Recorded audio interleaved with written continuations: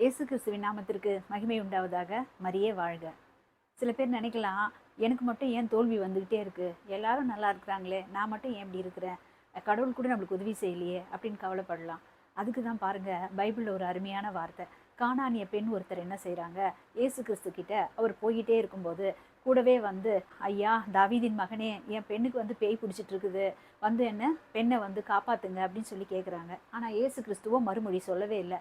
அப்பெண் வந்து இயேசு கிறிஸ்துவை தொடர்ந்து கூப்பிட்டுட்டே வராங்க. அப்போ அவர் சீடர்கள் சொல்கிறாங்க, ஐயா அந்த பெண் வந்து கத்திக்கிட்டே வராங்களே, அவங்கள சீக்கிரமாக அனுப்பிவிடுங்க அப்படின்னு சொல்கிறாங்க. அப்போ இயேசு கிறிஸ்து சொல்கிறாரு, இஸ்ரேலில் காணாமல் போன ஆடுகளுக்காகவே நான் அனுப்பப்பட்டேன் அப்படின்னு சொல்கிறாரு.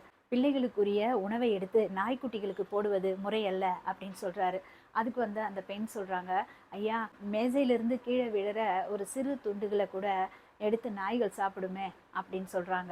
தொடர்ந்து பாருங்க, இயேசு கிறிஸ்துவை பின்தொடர்ந்து வந்து பிடிவாதமா அவங்களுடைய பிரச்சனைய அவங்க சொல்லிக்கிட்டே இருந்தாங்க. இது போல தான் மக்களே, கடவுள் கூட நாம சில நேரத்துல நம்ம சொல்றது கடவுளுக்கு கேட்காம இருந்தாலும் கூட தொடர்ந்து நம்ம ஜெபம் பண்ணும்போது நிச்சயமா ஒரு நாள் அதற்குரிய பலனை கடவுள் கொடுப்பாரு. ஆமேன்.